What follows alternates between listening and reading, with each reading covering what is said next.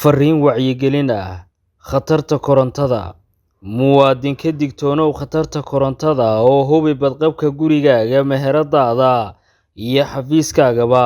si ay naftaada iyo maalkaaguba u nabad galaan.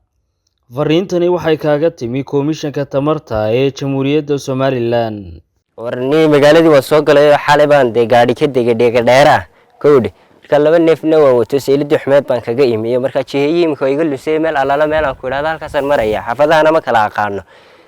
marka dhowr neefna waan wato imka jiheeyo iga khalkhalsay meel ay ku sheegeen xafado aan geel iyo toona lahayn oo guri saaran oo meedhana ayaan maraya marka meel aan ugu hagaago halow warka mobilkii baasna naga baqtiyay tolo wax meelahan charger رينك السلام عليكم شاكر ما سنيو موبايلك ايغا بختيه كان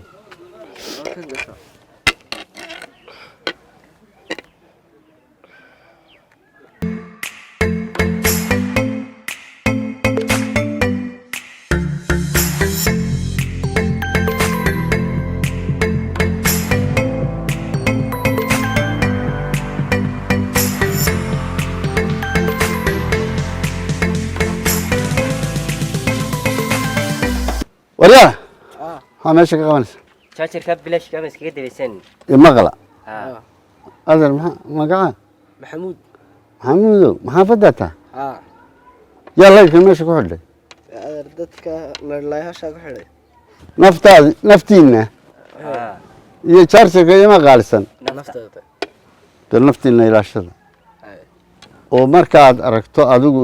ileen inaan wax bartay baa tahay markaad aragto khatar noocan oo kala hada la xidhiid Komishanka Tamarta la xidhiid oo u sheeg dadkana u sheeg wixii dhibaato ah adna isticmaalnaa ya naftiina ma khatar gelisay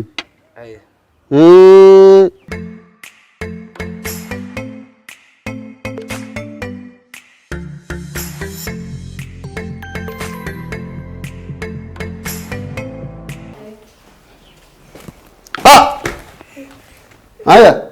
حتى هنا يا انت ودي لي وحن هيا حتى هنا غسل يساوي يا عندنا تاكل يا الماء ودي لي وحن هاي كمش لو يصير غادي واي حتى سمينا هذا خطر هودوان من المكان دولسة يا مرضى به السماء سدا يا فريد هاي هذا بقى هدي أدركتان خطرتن يكوك الله مدا مركب الله حديدا Komishanka Tamarta. Fariin wacyigelin ah khatarta korontada. Muwaadinka digtoonow khatarta korontada oo hubi badqabka gurigaaga, meheradaada iyo xafiiskaagaba si ay naftaada iyo maalkaaguba u nabad galaan. Fariintani waxay kaaga timi Komishanka Tamarta ee Jamhuuriyadda Somaliland.